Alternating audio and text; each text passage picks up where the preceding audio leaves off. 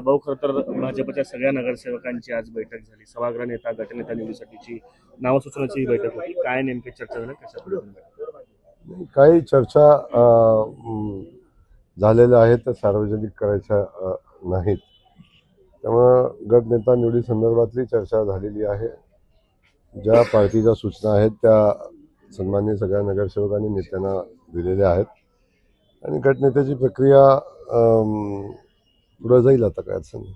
विरोधकांकडे जिथं 2-4 नगरसेवक आहेत त्यांना गटनेता निवडताना हरकत म्हणजे जास्त कसरत करावी लागणार नाही, कारण त्यांच्यातलाच एक. पण तुमच्याकडे 87 नगरसेवक आहेत, अशामध्ये कसरत करावी लागत शकत असेल. नाही, आमच्या पण 87 मधला एक होईल ना, काय असेल कसरत करावी लागते त्यासाठी. नाही, कसरत अजिबात करायचं काय कारण नाही. शेवटी एक आहे की या शहरातल्या जनतेने आपल्यावर विश्वास टाकलेला आहे आणि आमच्याकडे खूप कॅपॅसिटी असणारे अनेक नगरसेवक आमच्याकडे आहे की जे शहराचं नेतृत्व करू शकतात. त्यामुळं अशा लोकांच्यामधून एकाची निवड तर करायला लागेल. त्या दृष्टीनं आम्ही प्रयत्न करू आणि सर्वोत्तम देण्याचा प्रयत्न करू. महापौर म्हणून कशा चेहऱ्याला संधी मिळेल? चेहरा नेमका कसा असेल? महापौर म्हणून चेहरा असेल, सोलापूरचा नागरिक असेल, सोलापूरचा नगरसेवक असेल. महापालिकेच्या गटनिवडीच्या बाबतीत पाहायला गेलं तर पूर्ण झालेली आहे, तर सोलापूरला असा का वेळ लागतो? काहीच वेळ लागला नाही. आजच बैठक घेतलेली आहे आणि बैठकीत आज बैठक झाली तर नेता अगोदर निवडायचा होता काय? बैठकच आज झालेली आहे आणि नेता निवडीला अजिबात वेळ लागणार नाही.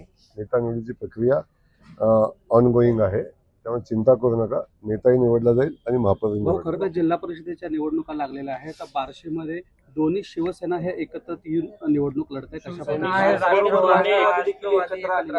त्यांचं नेतृत्व बार्शीचे आमदार आहेत सोपल हे करतात. आता आपण पाहतो की भारतीय जनता पक्ष हा जिल्ह्यातला आणि राज्यातला सगळ्यात मजबूत पक्ष आहे आणि अनेक लोक अनेक पक्ष ज्या त्या ठिकाणी अस्तित्वासाठी धडपड करत आहेत. तेव्हा आपल्या अस्तित्व टिकवण्यासाठी महायुती होते, युती आघाडी होते, या सगळ्या गोष्टी चालू राहतात.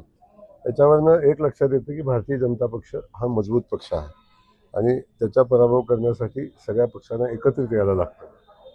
हे आमच्या पक्षाचं मोठेपण आहे. पुढं काय चालतंय, माझं म्हणणं आहे की महायुतीतल्या लोकांनी काही आचारसंहिता ठेवल्या पाहिजेत. महायुतीच्या बाहेर जाऊन काही तोडजोडी करताना थोडा विचार केला पाहिजे आणि त्याची आवश्यकता वास्तविक पाहता आहे. भाऊ, स्थानिक लेवलला युतीची घोषणा झाली शिवसेनेची, मात्र संजय राऊत म्हणतात हे अधिकृत नाहीये. आता ते काय युती झाली आणि राऊतांना काय अधिकृत वाटतं ते त्यांनाच विचारा, मी काय सांगणार.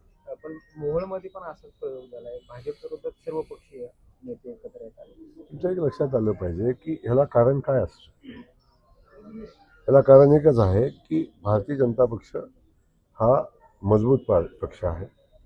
तेव्हा त्याचा पराभव करणं हे एकट्याला, दोघाला, तिघाला शक्य नाही. तेव्हा 5-5 जणांनी एकत्र येऊन पराभव करता येतो का याचा प्रयत्न ते करतील. पण मी सांगितलं की अनैसर्गिक युती कधीही, अनैसर्गिक आघाड्या कधी लोक स्वीकारणार नाही. लोक भारतीय जनता पक्षासोबत राहतील आणि भारतीय जनता पक्षाची सत्ता येणाऱ्या जिल्हा परिषद पंचायत समितीच्या निवडणुकीमध्ये आपण बघाल की सोलापूर जिल्ह्याचा जिल्हा परिषद अध्यक्ष हा भारतीय जनता पक्षाचा असेल. वाशिम मधील जे पाणी एखाद्या ग्रामसभा चालू होती आणि ग्रामसेवकाला जे आहे ते हकलून लावण्यात आलेलं आहे, काय सांगाल? आपल्याकडे ग्रामविकास नाही, या संदर्भातली माहिती मी घेतलेली नाही, आपल्याकडून मला मिळाली. पण अशा पद्धतीचं कृत्य कोणाला करता येणार नाही. ग्रामसभेचे नियम आहेत, ते नियम सगळ्यांना सारखे राहतील, पाळायला लागतील आणि कुठल्या परिस्थितीमध्ये त्यांनी ग्रामविकास अधिकाऱ्याला ग्रामसभा सोडण्यासाठी सांगितल्याची माहिती घेऊन मग त्याच्यावर चर्चा करू. दक्षिण तालुक्यातील जिल्हा परिषद गटामध्ये आपल्याच पक्षामध्ये गटबाजी झाल्याचं दिसून येतं. 2-2 उमेदवारांना एबी फॉर्म दिला जातो. दोघांना एबी फॉर्म मिळणं आणि जिल्हाध्यक्षांनी ज्याला नकार दिला होता, म्हणजे ज्यांचं पत्र रद्द करण्यासाठी सांगितलं होतं, वेळेच्या कारणामुळे त्यांचाच अर्ज जो आहे तो स्वीकारला गेला, बाकीच्यांचे जे आहेत ते अर्ज नाही. जिल्हाध्यक्षांनी जे सांगितलं तेच घडलेलं आहे, त्यामुळे तुम्हाला फार चिंता करायचं काय काम आहे. महापालिकेचा गटनेता कधी निवडला जाणार आणि पुण्यामध्ये कधी? कारण का मुंबईमध्ये गटनेता निवडल्यामुळे महापौर निवडीवर लांबणीवर पडतो. काय म्हटलं मुंबईचं काय? मुंबईत गटनेता निवड केल्यामुळे महापौर पदाची निवड लांबणीवर पडते. सोलापूरचा गटनेता कधी निवडला जाणार आणि काय नाव वगैरे निश्चित झाले? सोलापूरच्या गटनेता निवडीची प्रक्रिया चालू आहे. सोलापूर शहराचा गटनेता लवकरच निवडला जाईल. त्यामुळं कुठलीही महापौर निवडीची प्रक्रिया लांबणार नाही. जे टाईमलाईन निवडणूक आयोग ठरवून देईल महापौर निवडीचं, त्या टाईमलाईनमध्ये महापौर निवड होईल आणि सोलापूर शहराला एक चांगला महापौर देण्याचा प्रयत्न आम्ही सगळेजण करू. आमच्याकडे खूप चेहरे आहेत की ज्यांच्यामध्ये प्रचंड क्षमता काम करण्याची आहे आणि तो आमच्या पुढं आव्हान आहे की यातल्या एका मजबूत चेहऱ्याला या शहराचं नेतृत्व करण्याची संधी द्यावी. संजय राऊत असं म्हणतात की दोन्ही राष्ट्रवादी आहेत ते एकत्र येतील आणि शरद पवार अजित पवारांचं परत महाविकास आघाडीत येईल असं संजय राऊत म्हणतात. संजय राऊतांना अलीकडे अनेक स्वप्न पडतात आणि त्यांनी पडलेली स्वप्न आहे ना ते आता खरी होताना कधी दिसत नाही आहेत. आता संजय राऊतांचा किती विश्वास तुम्ही ठेवावा हा तर तुम्ही मिलियन ठेवावं. भाजप कुठेतरी घराणेशाहीला पूर्वीपासून जे आहे ते टीका करत आलं होतं की अनेक काँग्रेसच्या नेत्यांवरती भाजपने टीका केली आहे, परंतु तीच घराणेशाही आज भाजपमध्ये दिसते.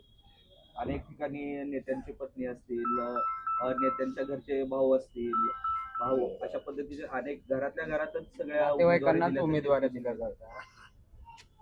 आता या संदर्भात तुम्हाला एक सांगेन की एखाद्या नेत्याचा नातेवाईक असला आणि तो जो पक्षाचा चांगला कार्यकर्ता असला, तो पक्षासाठी संघटनेसाठी वेळ देत असेल आणि काम करत असेल, अशा लोकांच्यासाठी आवश्यक त्याचा विचार केला पाहिजे. शेवटी कुणाचा तरी मुलगा आणि कुणाचा तरी भाऊ आहे म्हणून तो कार्यकर्ता आहे हे विसरून चालणार नाही. परंतु जर डायरेक्ट अशा काही गोष्टी असतील तर त्या थोड्याशा भारतीय जनता पक्षाच्या संहितेच्या अनुषंगानं होत नाही, पण आम्ही शक्यतो प्रयत्न करतो कार्यकर्त्यांना न्याय द्यायचा.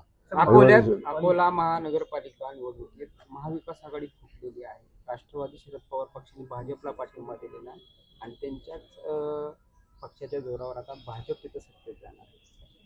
आता या संदर्भातली अधिकची माहिती मला नाही, माहिती घेऊन बोलतो तुमच्याशी. महापौर हे खुल्या गटासाठी आपलं आरक्षण झालेलं आहे. सोलापूरचं महापौर खुल्या गटासाठी असेल किंवा आता चर्चा सुरू झाली की आयरामांना पुन्हा महापौर संधी, एकनिष्ठ कार्यकर्त्याला संधी मिळेल का, काय विचार पक्ष करते या पातळीवर? काय झालंय तुम्हा पत्रकार बंधूंना एक असं झालंय आयाराम गयाराम. आता आपण एक गोष्ट लक्षात घेतली पाहिजे, जेव्हा भारतीय जनता पक्षाचं सदस्यत्व स्वीकारलं, भारतीय जनता पक्षाची उमेदवारी स्वीकारली, भारतीय जनता पक्षाच्या तिकिटावर निवडून आला, तर अशा लोकांच्याबद्दल थोडं अदबीनं बोललं पाहिजे. आपण प्रत्येक वेळी आपण अशा पद्धतीची भाषा वापरणं योग्य नाही. तर माझी आपल्याला विनंती आहे की आपण सगळ्यांनी एक भाजप म्हणून आता काम केलं पाहिजे आणि आपण सुद्धा प्रश्न विचारताना थोडंसं